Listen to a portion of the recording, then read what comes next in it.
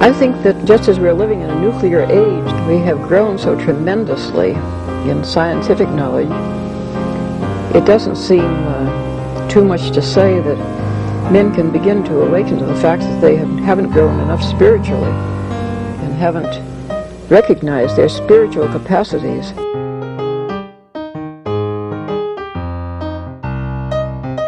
Once something like eating is death, then you've struck at the very heart of life. The enemy of the older radical theories may have been the ruling class, but today the stakes of whether we will reform ourselves into a new kind of human being, a new kind of society, whether we will find selves worth being, the stakes of it are simply life itself.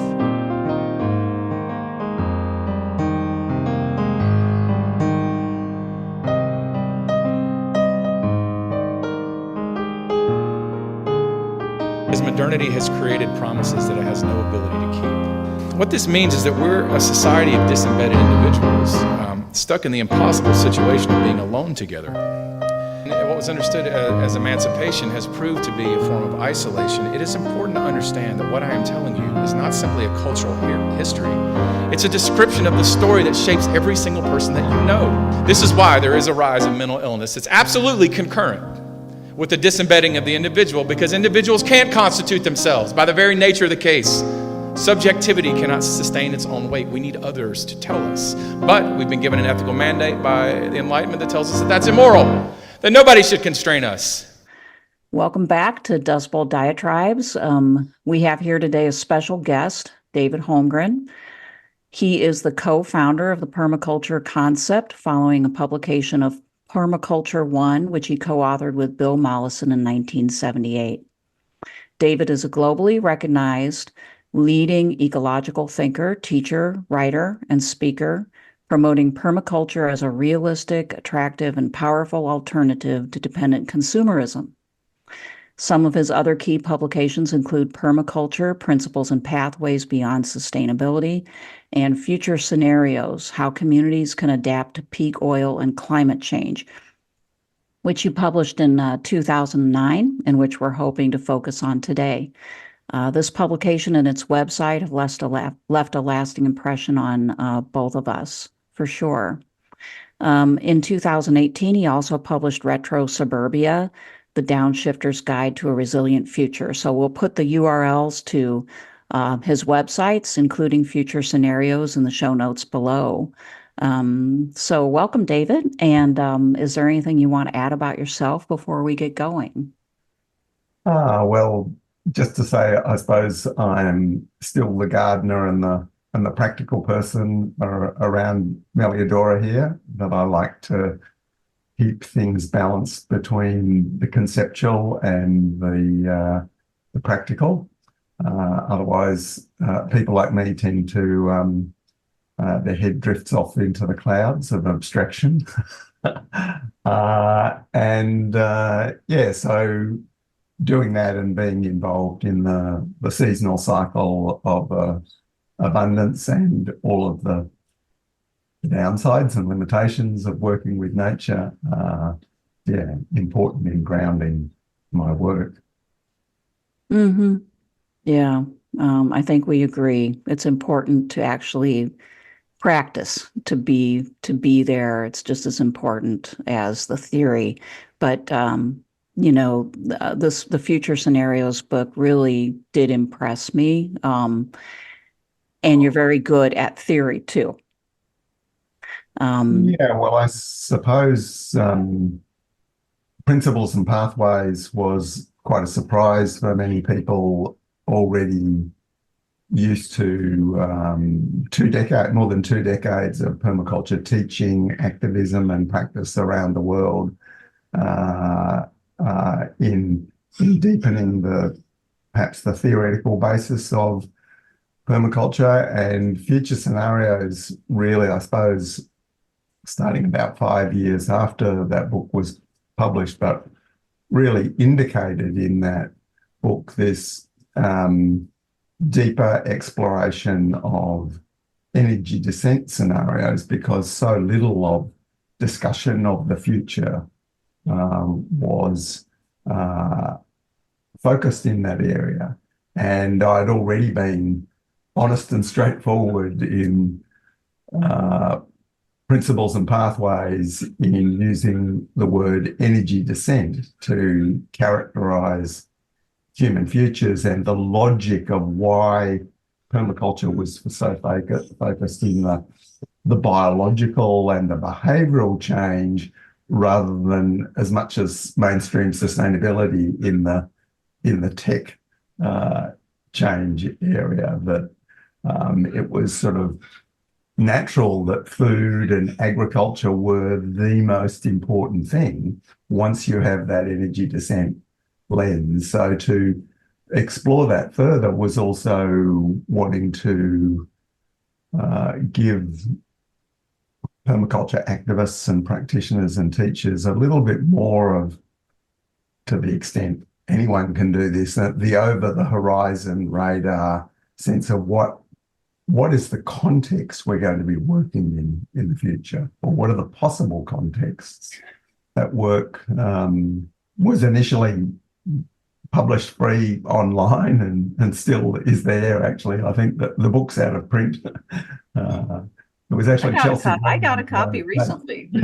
Right. Yeah. Very good. Yeah. Could you explain just a bit more for our viewers, what, because I know they're going to ask, like, why is it that what you call techno explosion is really something that you kind of just disregard? For instance, a lot of people will say, well, I have high hopes for nuclear energy, right? Or a combination of wind and solar and nuclear, and we can sort of wean ourselves off of fossil fuels and keep growing. And you argued that this was not possible. The way I read it was you couldn't get as much energy even from a combination of those sources as we have been getting from fossil fuels, and therefore descent is kind of inevitable. Could you explain a little bit more, like, why we can't rely on these others?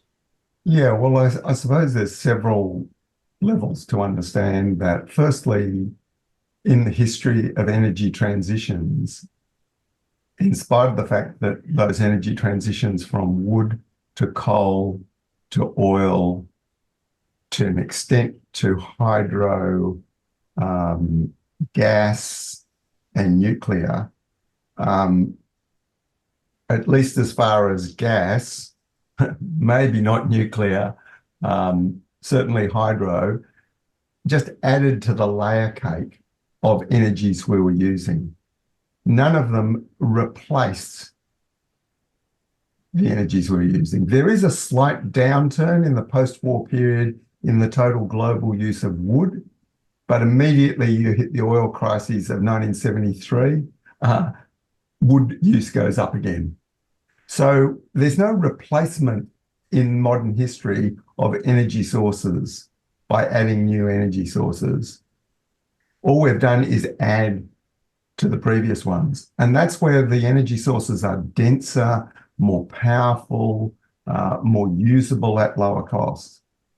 So the idea that some combination of nuclear and renewable would replace fossil fuel is certainly inconceivable, especially with the timelines involved in energy transitions, which even when they're accelerating with positive feedback because of the richer source of energy, that takes 50 to 100 years to make any impact. And in that time, the radical depletion of the fossil fuel base pulls the rug out from under the system. So the next issue, which is really interesting, is there's been so many decades, really since the 1950s, the belief that these other energy sources would be allow this huge growth. And so nuclear, in 1950, the chief advisor to the Australian government on nuclear power, Sir Ernest Titterton, said that by 1980, nuclear would be so cheap it would be free. There would just be a service fee. And obviously we would have the full electrification, which is now being talked about, where based on nuclear, it didn't happen. Nuclear turned out the net energy returns on nuclear, when properly analysed through holistic mechanisms like Howard Odum's energy accounting, show it's sort of similar to coal. And that's give or take either enormous containment of waste costs or just more cancers. It doesn't sort of really matter, how you include or don't include. The costs overall are there in maintaining a really complex system like nuclear. And of course, there's all sorts of suggestions about different forms of nuclear technology that could in the future. The growth in renewable has been extraordinary by any measure, but it is infrastructure front heavy. You have to sort of build all the systems, and then over some lifetime, they pay themselves back, hopefully. So what that means is you need a massive increase in materials and energy use to make a true transition to renewable, mind-boggling in its scale. So that all has to be funded up front. And by funded, I'm not really talking about money, I'm talking about the energy. And that energy will come from fossil fuel. So in terms of a climate context, that it actually involves a huge increase in burning of coal in China to make solar panels, if you want to sort of simplify it down. And also a massive increase in mining. And mining becomes enormously energy intensive as the quality of the ore bodies that are being mined go down.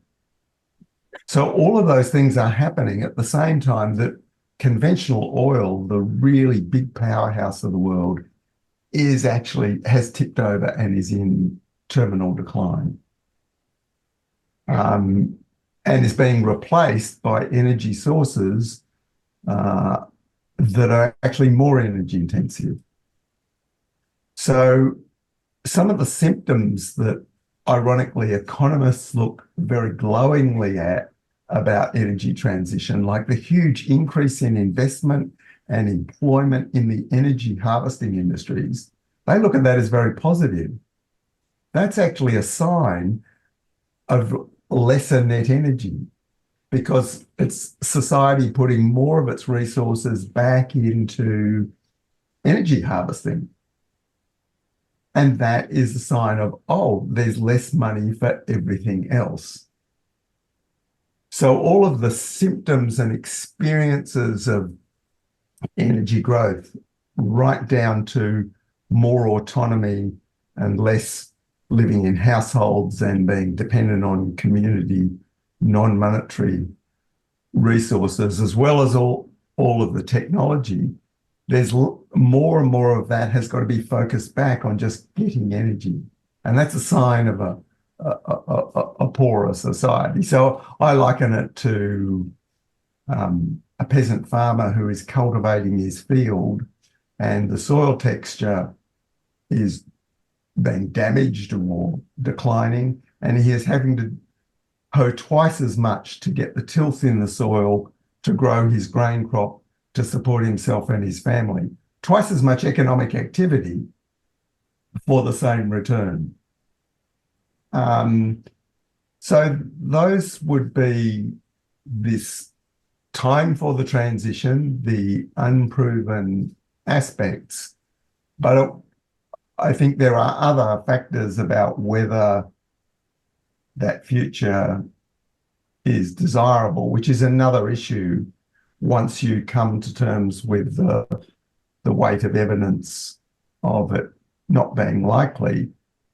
There's the other issues of what would it look like if humanity had a source of energy to replace fossil fuel. And the trouble is also, and this is really the last point relevant to your question, it's a complex answer, is that we don't just need a replacement for fossil fuel. We need a massively more powerful source of energy.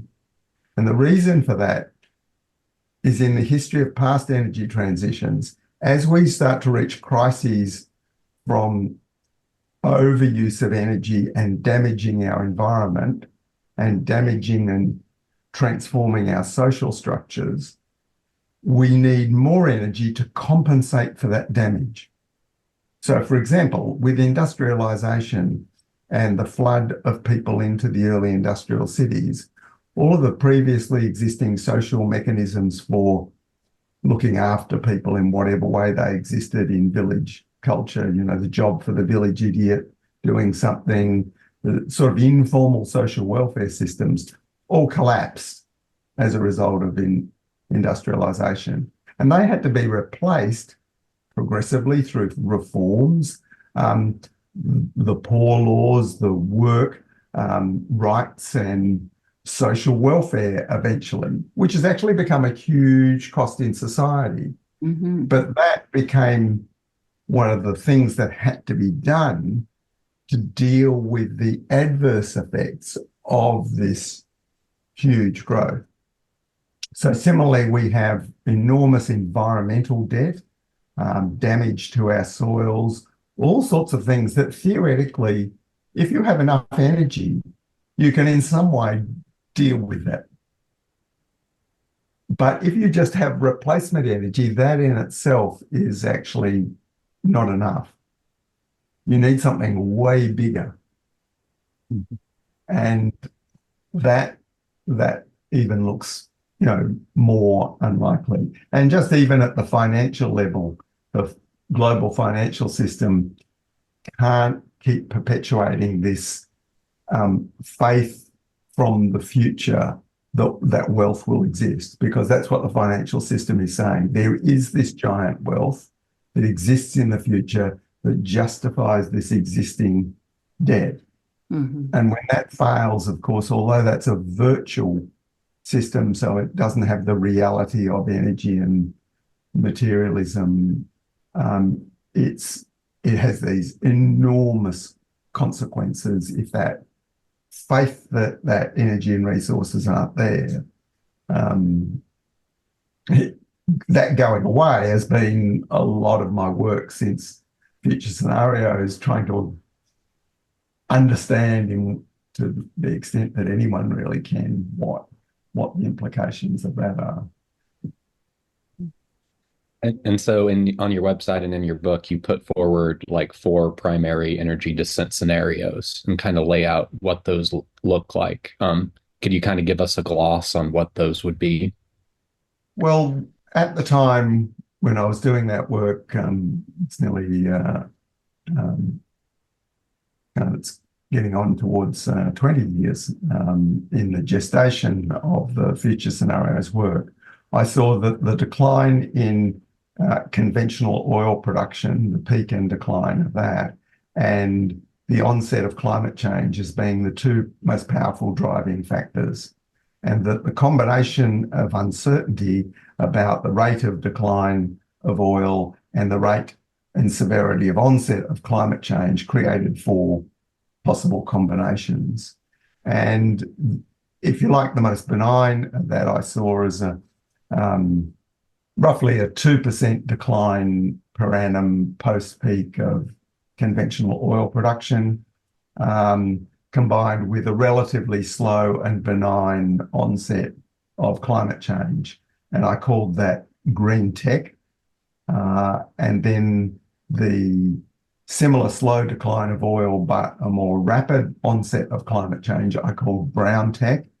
And on the other side of the equation, I saw the possibility for a 10% per annum decline rate in oil, which is actually catastrophic economically and would create something that people would more probably use the term collapse to describe rather than a decline. And that in one scenario, that massive reduction in greenhouse gas emissions would contribute to a relatively moderate onset of climate change, and I called that scenario Earth Steward. And then, if you like, the worst case scenario where there was that industrial unraveling because of oil's fast decline, and yet the climate mechanisms were still driving things to radically harsher climates. I called that lifeboat. So they had varying degrees of combinations, which were not primarily around public choices or policy choices. They were sort of really the dynamics of systems that people would have to adapt to. Now, in that time since, I mean, the scenarios were set as being something that would come about over the following 10 to 40 years, and that they would represent some sort of not steady state, but a sort of like a post-crisis state, so that the crisis itself is not the energy scenario, it's what comes after that. And I think we can say, at least in the timelines that I was looking at, neither of the two more severe scenarios have come about. And I think in characterizing those, the green tech one has a lot of the elements of what people would currently see in the world. But there's also the grinding economic contraction and a situation where agriculture and other land uses are relatively booming economically, along with renewable energy infrastructure. So what that does is tend to shift the power from city centres to regional economic power. There's a relative difference. Because firstly, if the climate is relatively stable, then agriculture can sort of work. And if the net energy coming from fossil fuel is going down, relatively speaking, the wealth from agriculture and forestry and all other uses of nature are going up as a proportion. And so that's shifting the wealth in the same way that renewable energy, because it's distributed through the landscape, whether it's solar panels or wind turbines or many other, they're not concentrated at holes in the ground. So that tends to, in some way or other, distribute the wealth that's coming from that activity. So my emblematic photo of that was a photo I took in '94 in Germany with a wheat field and wind turbines in the background. But that sort of regional shift of power is sort of also starting to the end of deglobalization, because in all these scenarios, there's a peaking and ending of the globalization process. Not that all global things end, but that acceleration in that direction ends. And I think the brown tech scenario is closer to what people would see we have, because that involved more rapid onset of climate change. And without getting into all the debates about the climate science, the consensus is that that onset has been perhaps more rapid than a lot of the models thought.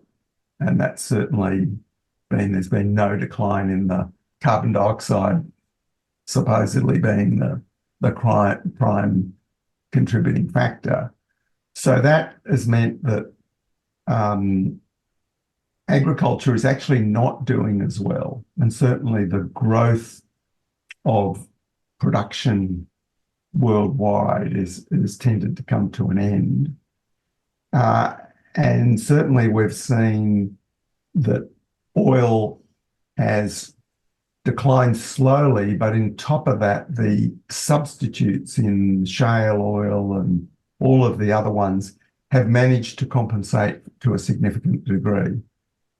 Now, the shale oil in the United States is the biggest one that many of us didn't sort of get how big it would be, and the reasons for that are quite interesting. But also Iraq, it added a huge amount. There were all those untouched oil fields just sitting there waiting to be developed, and in spite of the chaos and war of Iraq, Iraq has actually produced and exported a lot of that oil.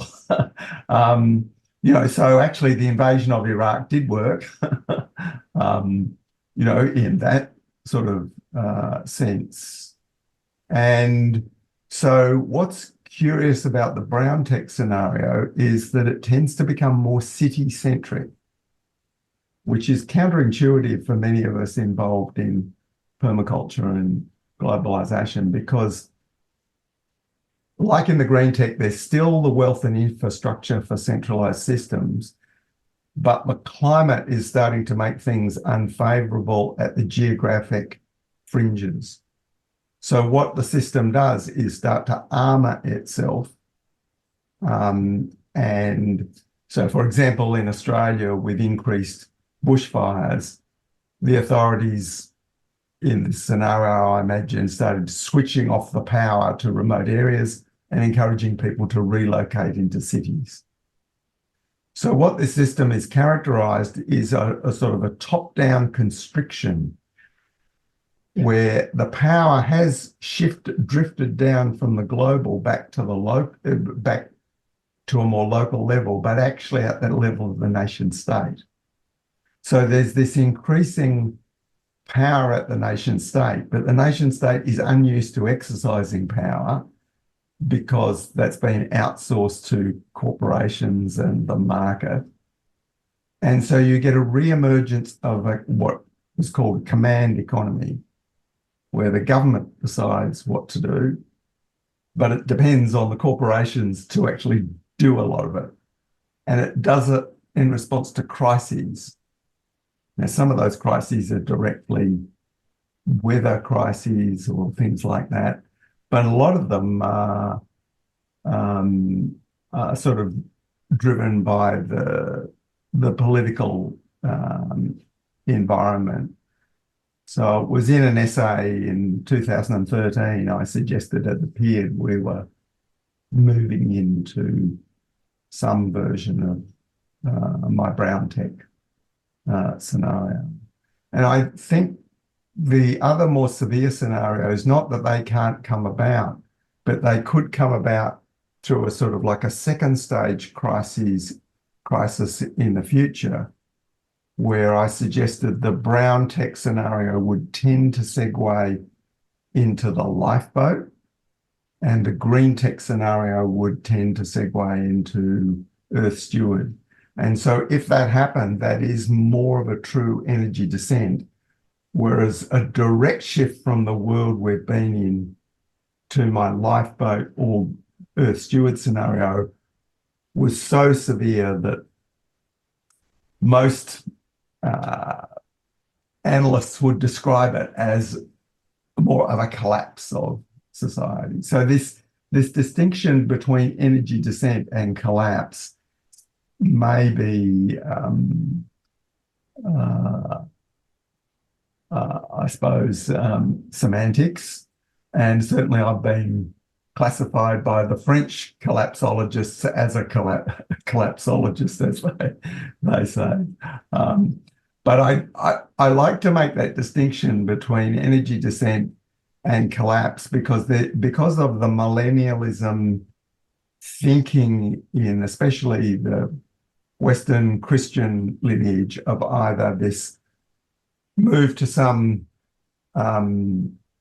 material heaven of progress or the collapse and Armageddon as the ending of the world. So this extreme bifurcation of thinking that we're susceptible to. So you sort of answered the question I was going to ask next, and which is thank you for that. That you're still thinking that we are headed towards or are in this brown tech scenario, and that still seems very plausible to me as well. Um, a two-part question, really. Like, I have a lot of students who really still seem to want to hang on to this somehow, technology. And one of the things that I look at in my class is literally, the orbital reef, right? That oh, Amazon CEO is all about, off sourcing into space. So like, and I have a unit on permaculture, and I feel like they should be focused more on the permaculture unit. But they're really jazzed up by the orbital reef. So if, what do you say to them? How do we today get people interested in permaculture? Can you explain kind of what permaculture is as an answer to the Mm. brown tech scenario?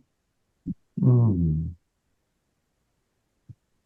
Yeah, so, well, firstly, permaculture is a design system for uh, resilient and regenerative land use and living. So it's concerned with both the production side of the equation, how we provide our fundamental material needs from a working relationship with nature, but then also how we organize ourselves in households, in economic units of small business and larger structures and political structures, from informal ones in community through to larger structures of nation states, but always starting with the most basics and building that up, rather than trying to say, how do we reorganize the system at the top and that cascades down? Because there's no evidence in evolution of complex systems that work that firstly, designing a large-scale system from scratch ever actually works. Large-scale complex systems that work evolve from simple systems that work. And the changes we need are much more fundamental, if you like, revolutionary in how much different they are, rather than the mechanism of change, that we have to start with the simple and model those things at the most basic. And so our basic relationship to nature, providing for our material needs, is the focus, the first focus, and that's why food and agriculture come central, even though in modern economies, only 2% of the population are currently involved in that. So we can see the patterns of a lower energy societies in the past, and the past in the modern discourse of progress is never as interesting because it has all these sort of problematic aspects to it, whereas somehow the future is projected as to not have any of those. And that's what I find is very interesting about the interest and faith in aspects of the techno-explosion future, including all the different ones that there are, most of which involve some sort of avoiding the limits of this planet by moving offshore. So I think this comes to the question of what does it mean to be human? Because if we look at what we've already done with effectively free energy from fossil fuel, and if any of these schemes are possible, they all depend on much greater net energy. None of them can be achieved with lesser net energy, unless there's some sort of tiny, small version of it for some tiny elite, but some sort of new techno-feudal version, which is one of the possible evolutions out of my brown tech scenario. So, for example, the computer technology and communications we're using, the idea that we can keep having that incredibly cheap and accessible to people means that there must be economies of scale to match that, which means it's millions and even billions of items. And we've seen that with global manufacturing. If we imagine a world where there isn't the resources, what happens is an elite may be able to continue to maintain the technology we have at enormous cost per unit item. The laptop I'm sitting at, might cost the equivalent of $1 million if there's only a market for 1,000 of them in the world. So there's a whole lot of things that we do currently that are inherently tied to gigantic scales to make them viable. And we have that now where there's virtually one company, one factory, which is making the highest level integrated circuits in Taiwan. And there's an attempt underway where your government and you taxpayers in America are attempting to replicate all of that in the United States. No one knows whether it'll work, whether what they'll make will be junk. But this idea that we actually have virtually one factory that makes all of this stuff because the economies of scale are actually almost necessary at that level. But more important than that is this question around what does it mean to be human? Because if there is this possibility of the net energy to do all these things, then it's pretty clear that we will transform ourselves into the machine and become the machine, or the machine become us. And that everything that we recognize as human will disappear. And so that's that question to ask people, that how far we are already down that path. And the idea that we will use the technology with some sort of wisdom to maintain what we think is important. There's no evidence, not just in the human historical use of energy and resources, but actually in nature, because when nature is fed a new source of energy, it's both a toxin that damages things, but it also progressively powers things up into a new form.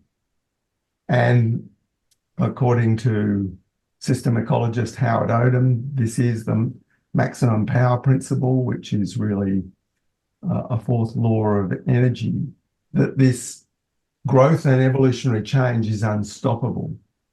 And the idea that we'll say, oh no, that doesn't comply with human values.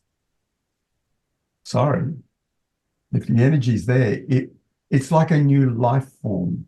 And instead of aliens taking over, the machine takes over, and literally some hybrid between biology and silicon technology is what exists. And of course, a lot of the people who are actually pushing this at the highest levels, people like Ray Kurzweil in Google and others, that's what they are looking forward to, that they will be downloaded into the machine and become eternal.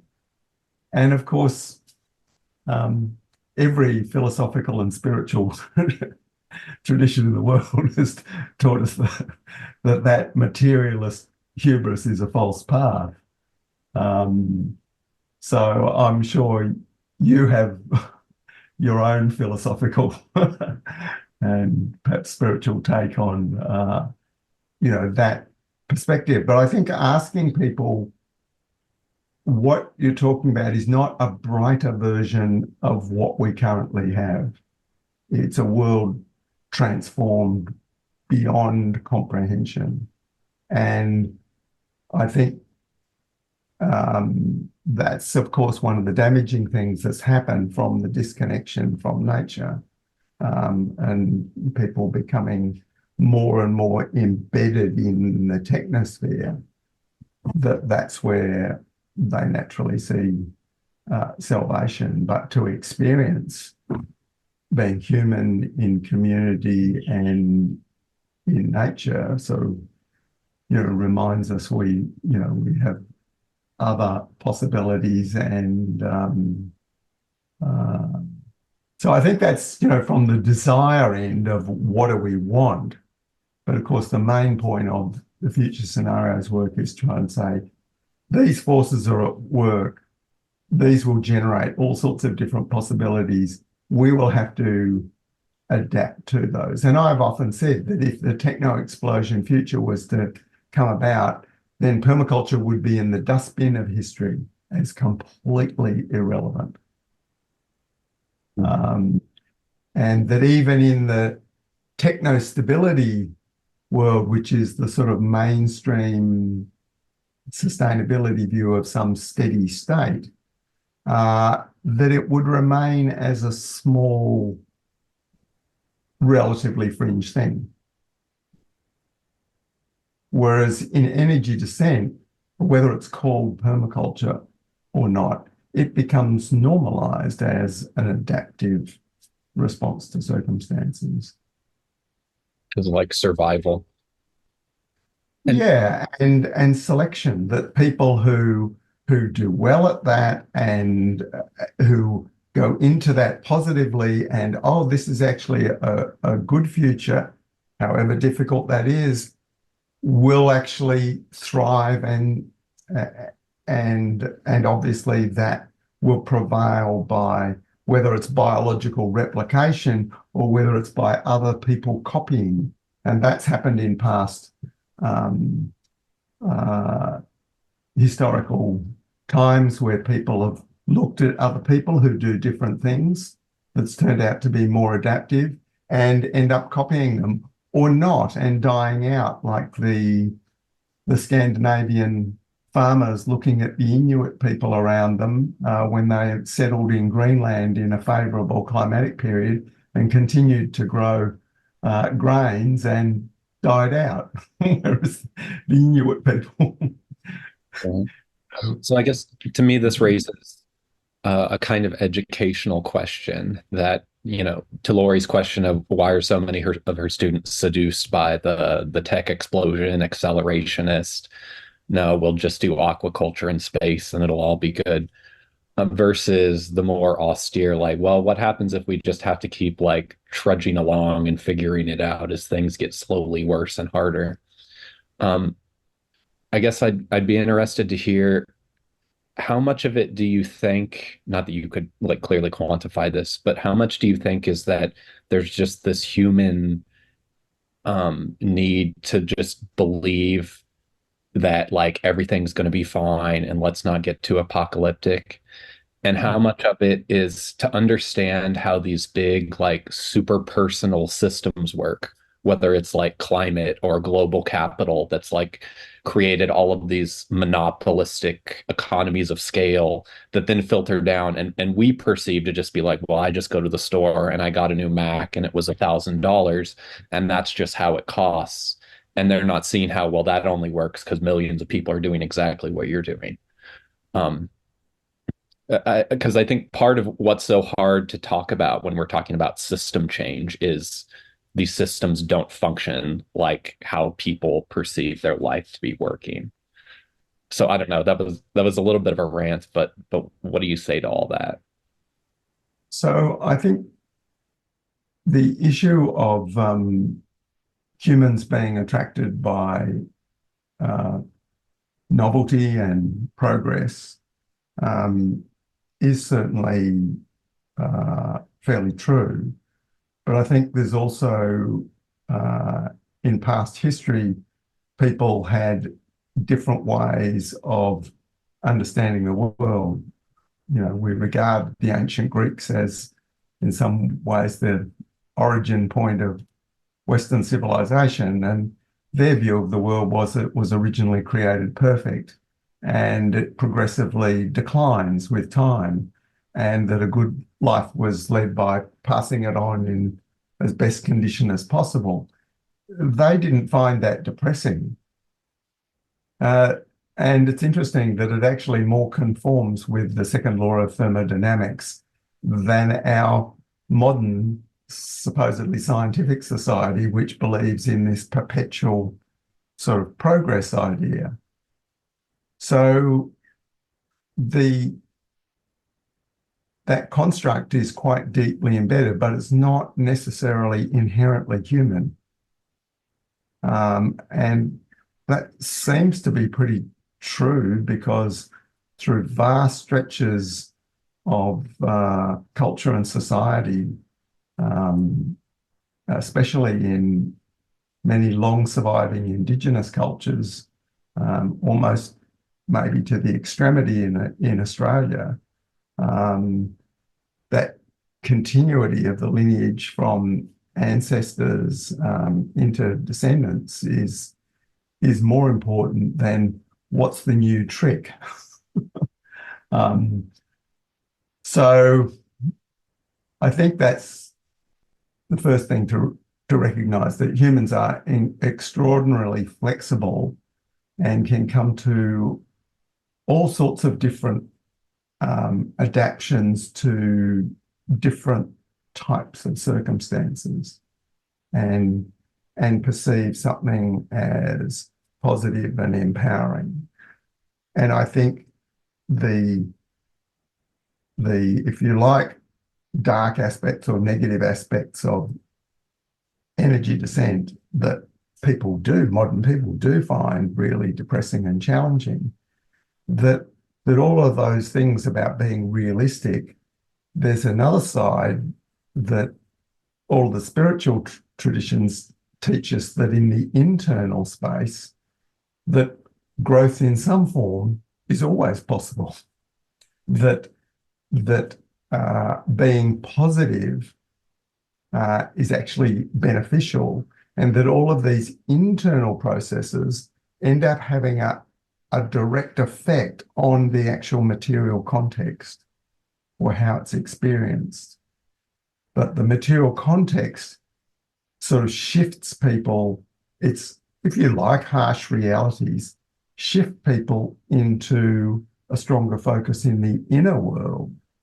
And all the spiritual and philosophical traditions basically teach us that, because we're all going to die, where everything decays. I mean, that those realities are there in any case, but the modern world has sort of like papered them over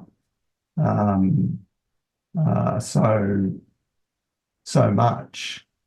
So I think that's one level, but I think the other level is, which can be risky, is the alerting people about danger in the future and the need to act. And of course, there's a great danger in motivation around fear, but there's also a functional aspect of us seeing the danger coming towards us and doing something. Now you can say, okay, well, that can lead to all sorts of responses that might be counterproductive. But I think it's a tight balance in those things. So some of the aspects for me that has happened in recent years since I wrote the future scenarios work has really strongly consolidated. We're in the brown tech scenario. So understanding what that actually looks like, because the deep drivers of resource depletion and climate change, or more generally environmental breakdown, are not the things that actually people perceive affecting their lives. They might be the deep drivers, but the way that expresses itself is quite surprising and in some ways counterintuitive, but in my observation, it's also quite empowering to see those patterns are at work, so that there's less of the angst and division about, oh, what's happening is bad because of those bad people over there. Because I think that's the great danger. Could you expand a bit on how people, in your estimation, how people are misrecognizing energy descent? Yeah, well, I think what the primary response of the system is to deal with effectively failure of the market to provide the answers, that's failing more and more, and that governments are realizing, oh, we are the government, we are in charge. As happens in all great crises, the buck stops with the government, or the expectation the government will save us. And governments are not very capable now of even responding. They depend on the corporations, but they are sort of getting on top of things and saying, okay, the corporations will do this, this, and this. So this is this great power struggle that's happening in the world. There's still the globalists who are trying to hold things together at the global scale, but are resorting to stronger and stronger military things, trying to hold it together at that scale. And then another set of power structures which are saying, no, that's failing. We've got to be moved back to the nation state. And we've got to put things in place that will allow us to survive as a nation. And what that means is there's this response to crises where governments are basically saying, here, we will save you from the crisis, but you need to climb into this tighter straitjacket of constraint. Ultimately, a rationed economy. And it doesn't matter whether it's explained as because of climate change, resource depletion, but unlikely to be explained in those terms. It's more likely to be explained by evil foreigners or evil people within our society, that it's their fault that we have to do this. But whatever, it's a tighter and tighter straitjacket, and that most people will tend to choose that security and greater constraint, and some minority, bigger or smaller, will go, no way, and choose freedom and autonomy, but with greater risk and possible adverse legal sanction. And what that does is create this divide in society where decisions come towards people. And I think COVID was emblematic of this. And one person in a family or in a group or in a workplace goes, oh, I'm doing that. And another person goes, I'm doing that. And then they find themselves increasingly separated by some gulf of being inside the system or outside the system. So the way, long before COVID, I portrayed it in Australia was our supermarket duopoly, which is one of the most centralised in the world. Two companies controlling, 95% of the food retailing in the country. That as the supply to those due to climate natural disasters or geopolitical oil embargoes, or it doesn't matter what it is, the government guarantees the supply of food in the supermarkets, guarantees the allocation of the fuel to the trucking fleet. But you'll need your Australia ID card to go to the supermarket. And if you don't have that, then you're out in the feral food system of grow your own farmers markets and barter and exchange. And that in my imagining, 80% of Australians, probably more actually, would accept that, and a smaller proportion would go for the autonomy, and that this sort of creates this sort of divided society, asymmetrically divided. And in different places, that, according to the culture of the country and everything, that could be quite different in how that is, so that there becomes a more, dare I say, religious faith that the system will look after us, and a belief in it because of an urgency, of a sense of existential threat. And the system armors itself in an attempt to protect or maintain what it can. And that will tend to be city-centric. So there's a geographic aspect to this, the city versus the countryside, but also a conceptual where you're either in the system or you're outside of the system.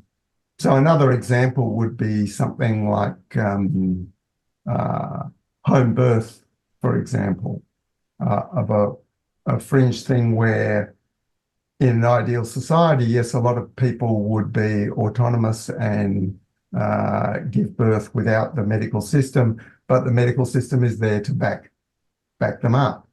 But in the sort of world I'm seeing is that, no, you're either in this system or you're completely outside of it and you don't have access to it. And so that's a structural dynamic that emerges not due to because the people running things are nasty or evil. It's just an organizational structure. And there's a tension within the system that at one level, it would like people to go away and look after themselves because the system's under stress at all sorts of levels. So if it has less people to look after or whatever, good. But the system actually needs everyone as consumers. For example, the health system for very complex medical interventions, it actually needs enough patients coming through the system to justify the very expensive technology. So there's this tension of the system needing everyone to be in the system versus go away and look after yourself. So these conflicting messages coming through the political structure as well are amplifying what people's own responses are.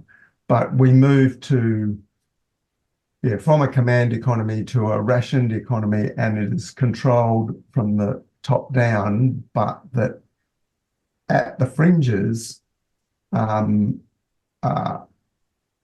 shadow economy develops, perhaps driven primarily by people who don't trust that, but forced to work at a lower level of resource, but with more direct local resources. And that could go on for a long time.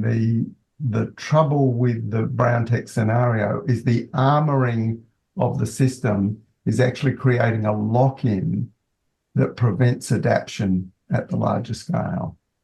And so it sets up the possibility further down the track of a second phase, which is more of a collapse of that system and the rebuilding from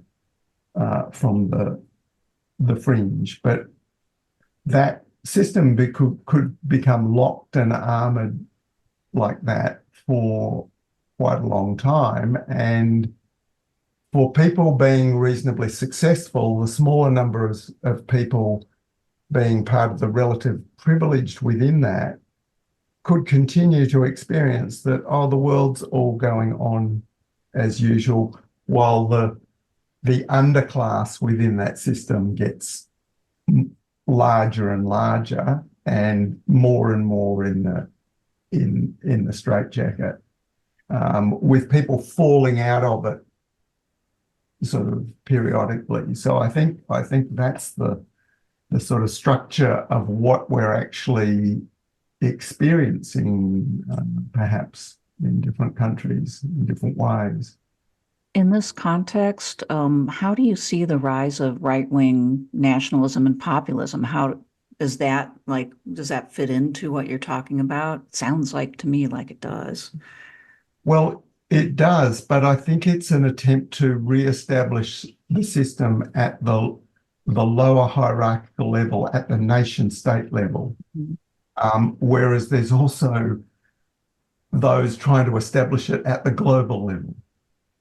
So that's what I think is this main fight, because what's mostly seen as right-wing popularism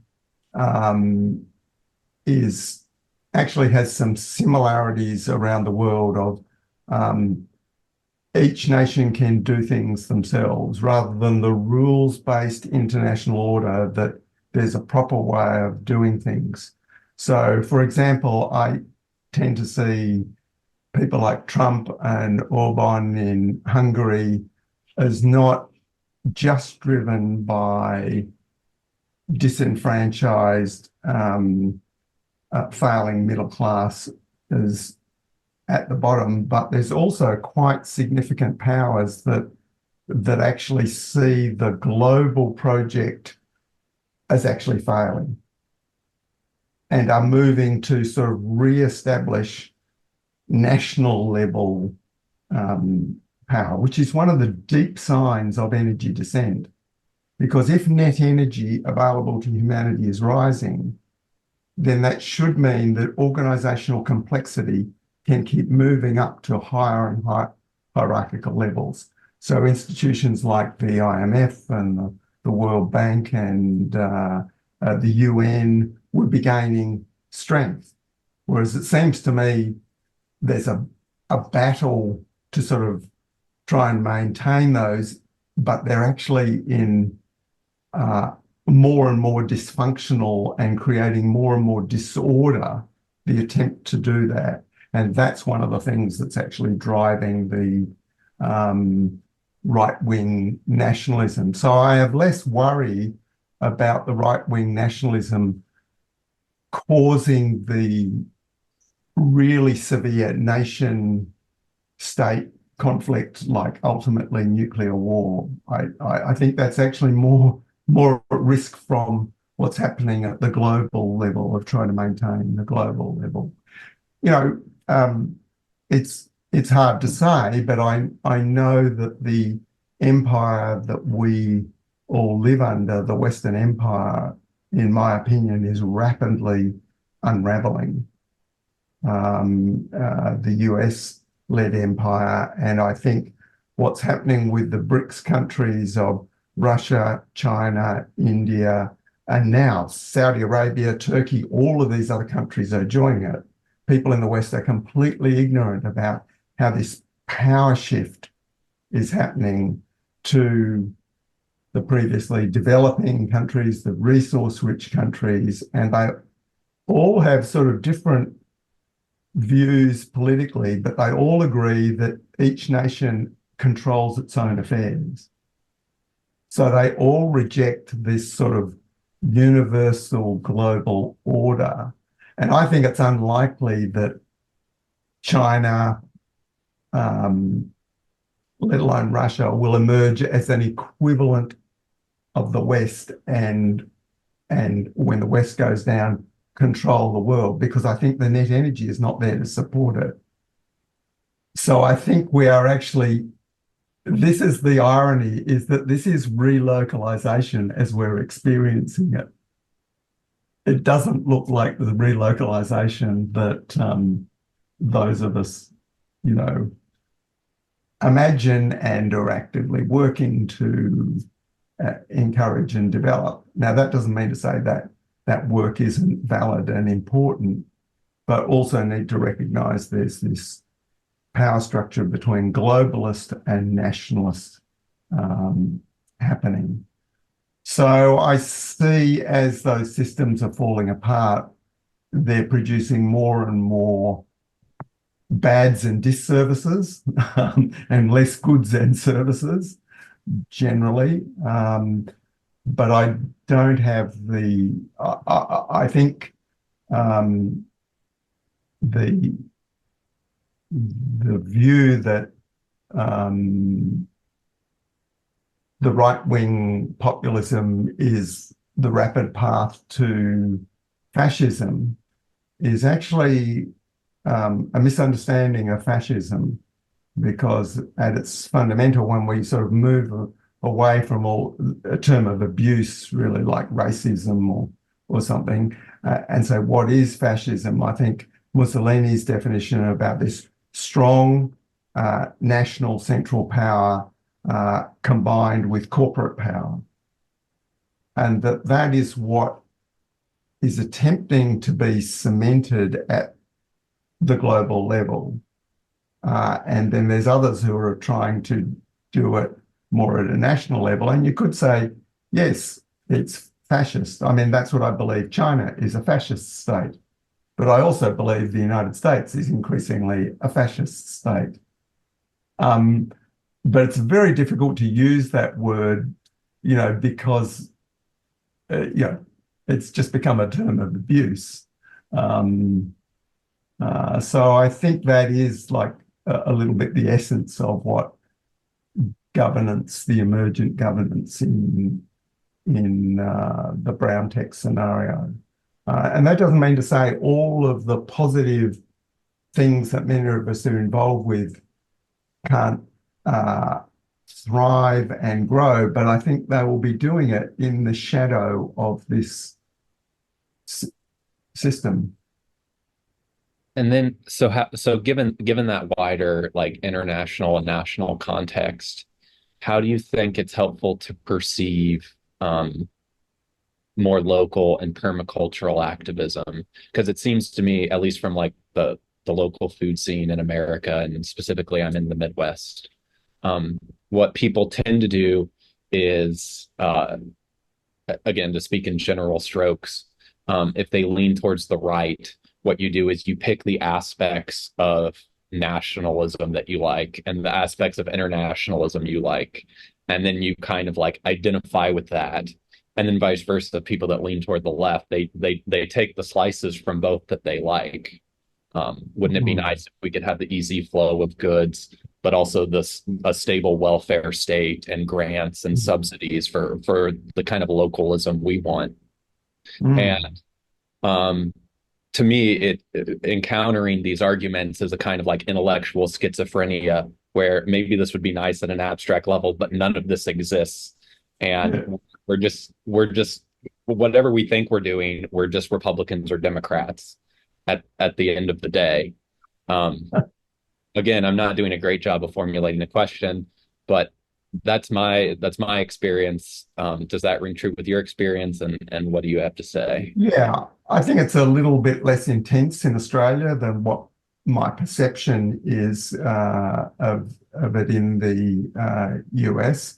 But I think the positive frame, I've talked about a lot of things which are sort of inevitably very dark and negative. And I think the positive things that I've expressed in a lot of my retro suburbia public talks, I said, you don't even need to believe in climate change to see a whole lot of the positives in my retro suburbia work and strategies of how we live, survive and thrive by adapting in situ and connecting to neighbours and whatever. And so that means in local communities, connecting with people who have completely different understandings of the world, and that it's not necessary to actually come to a shared understanding of what is going on in the world, because the nature of the world is such there's 1,000 different voices, all with their own explanations. The key thing is, what do we have in common? What do we need to do at the most practical level? And that, in that sense, someone who is, an environmental activist and someone who is a right-wing disaffected early adopter prepper, as they're sort of losing faith in the system, actually have a lot in common to share. And I used to say, in working on an informal public land management project here next to Meliadora in the 90s without legal approval or funding that I sort of called an anarchistic, unfunded, unapproved version of the Australian land care, but without the paperwork and the poisons of environmental restoration. That was a project that came out of a synergy between myself and a fourth generation local. And if I could be described as a university educated left-wing ex-urban greenie, he could be described as a right-wing libertarian uneducated working class redneck. And as long as we didn't talk about the Gulf War or Muslim immigration, this was in the early 90s, then we got along famously because we were both obsessed with trees and tree planting. Now, that relationship with that man has continued in this community.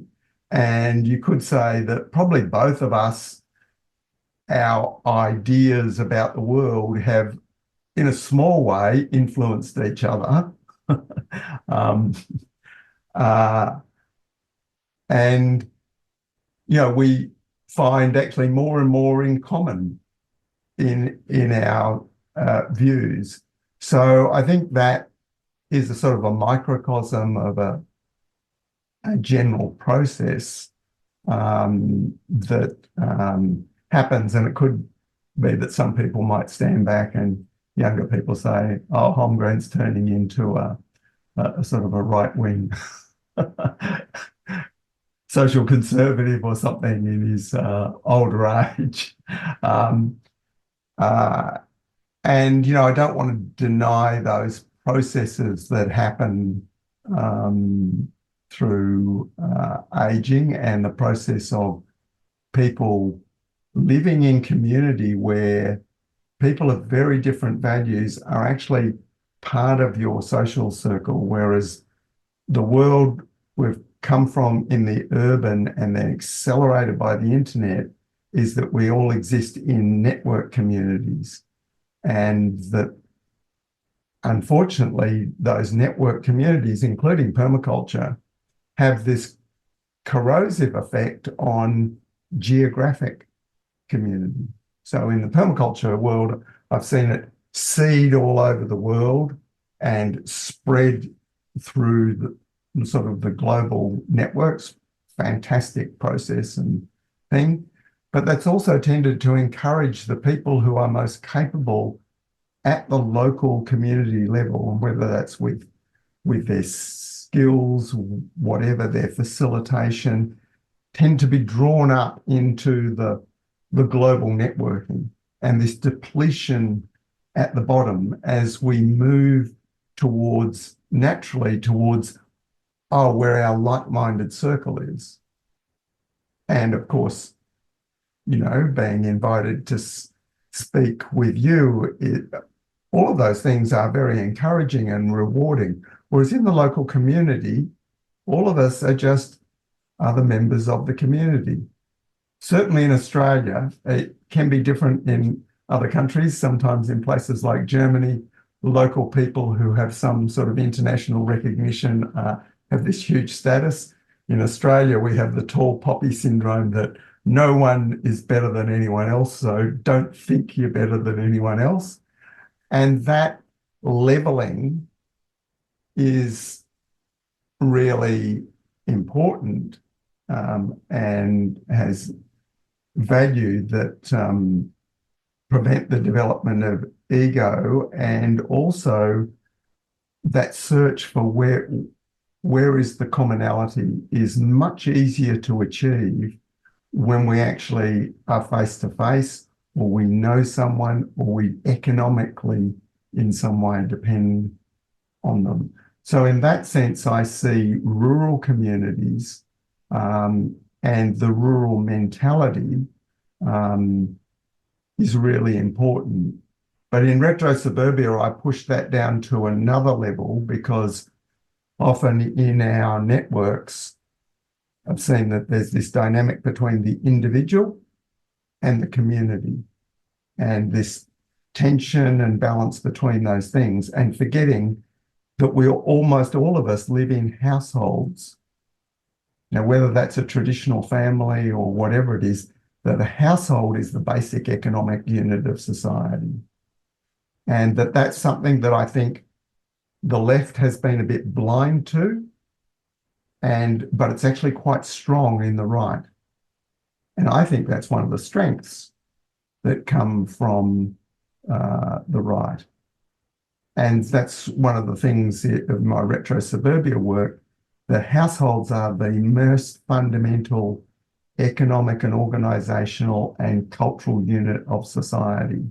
And I use the word household deliberately rather than family, to accept that there's many different ways in which a household is constructed. But we know economically that in past economic downturns, people have survived by clustering together in larger households. And my prediction was that they would tend to be extended multi-generational family households by default. And my understanding is that's already happening, more so in your country than mine, that in response to harsher circumstances, people are actually forced back together because it's just way more efficient. You know, cooking for 5 people is way more efficient than cooking for 2, let alone 1. And so this recognition that that unit is actually the building block of society is one of the, I think, blind spots on the left, which tend to go straight from the individual to the community. How do we organize ourselves in communities?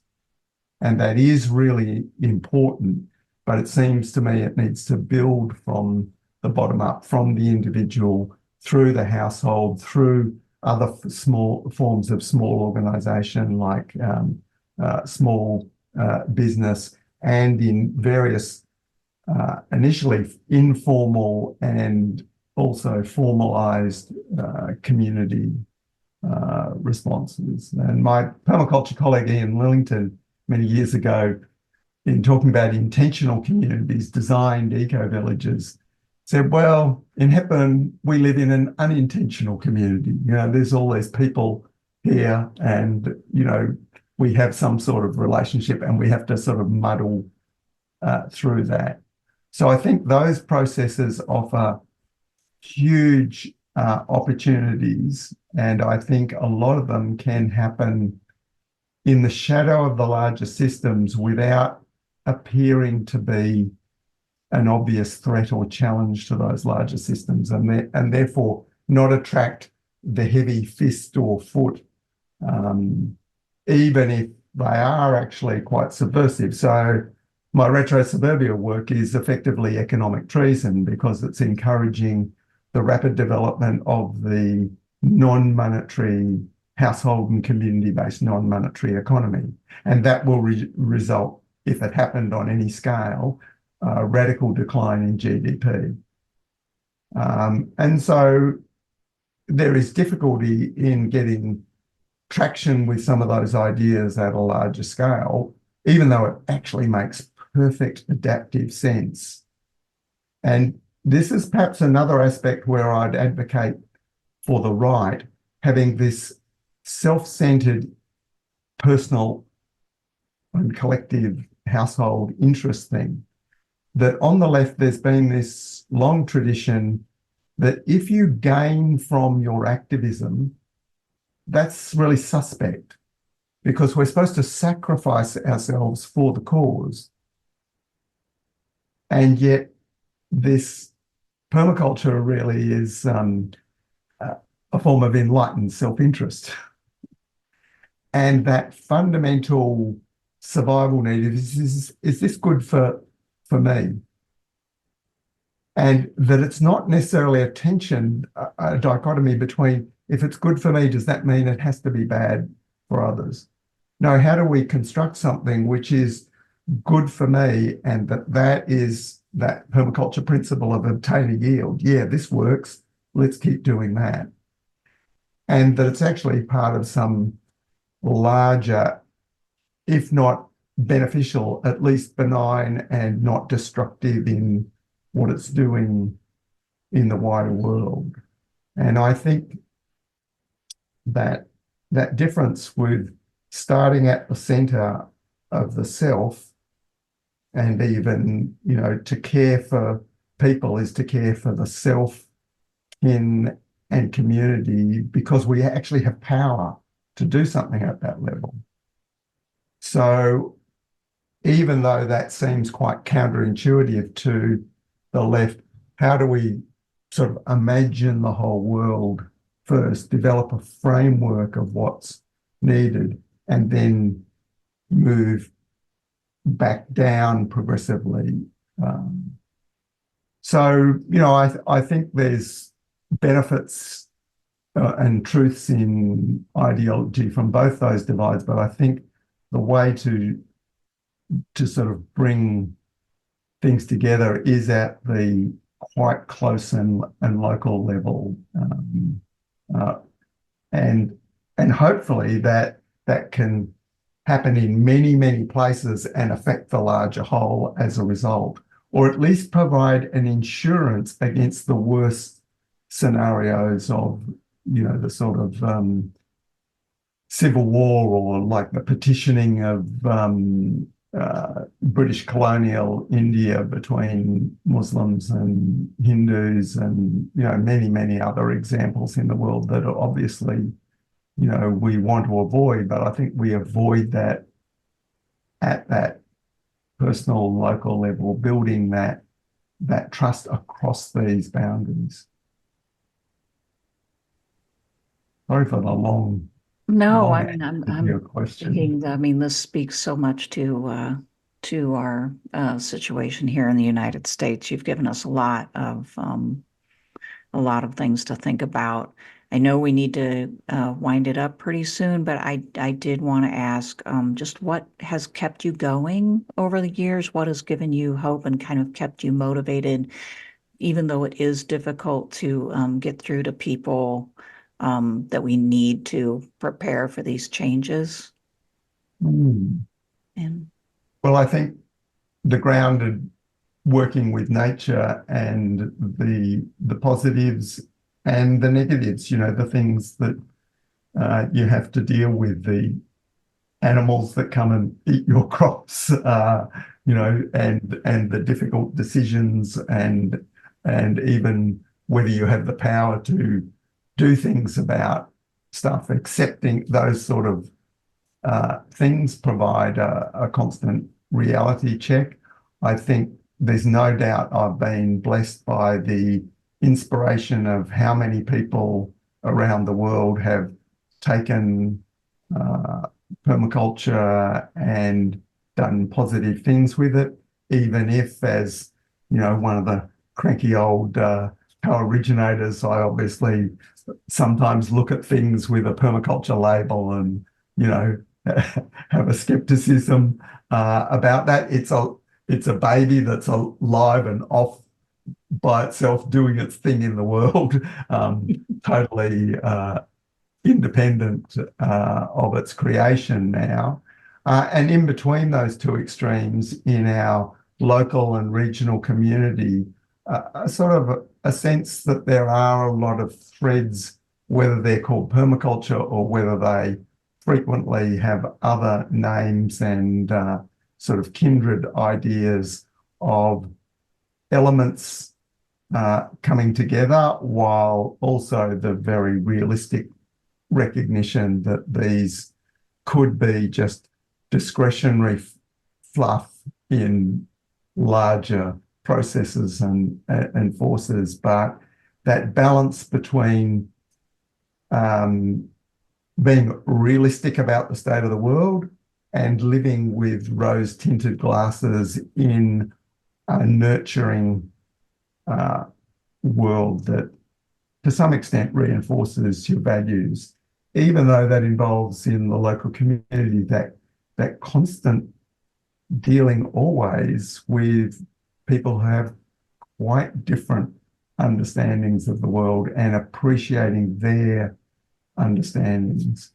So I think all of those things, I've been very blessed, and therefore I feel I also have a role to look at some of these dark things and help inform people.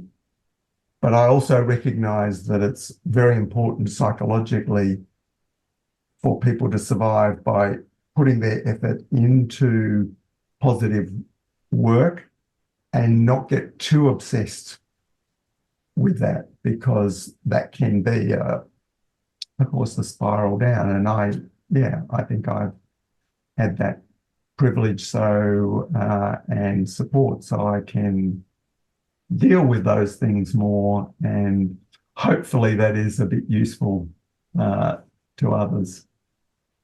I think so. And we really appreciate you taking the time to be with us.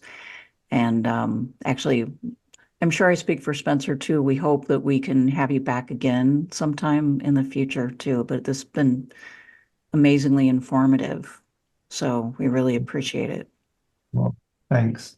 For people who are interested, there's a lot of series of essays on the website that are all more accessible these days in form a bit like Medium or Substack, but I'm not on any of those other platforms. But there is quite a lot of my thinking in around these sort of larger issues there, and can see the sort of things we're involved with through that.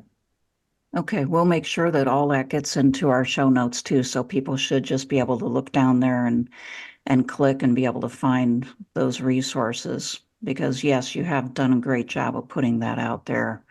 There's no shortage of information for people, so we just need to get them to that. Yeah.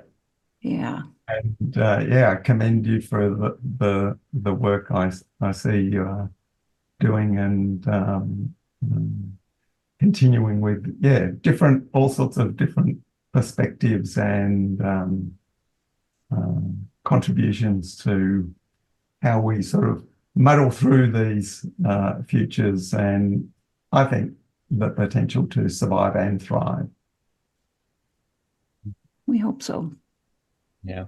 Yeah. And thank you very much for all the work you've done. Just personally for me, I mean, I've taken a PDC course, and we try and see how we can incorporate permacultural ideas and techniques into everything we do. So just thank you personally. So. Right.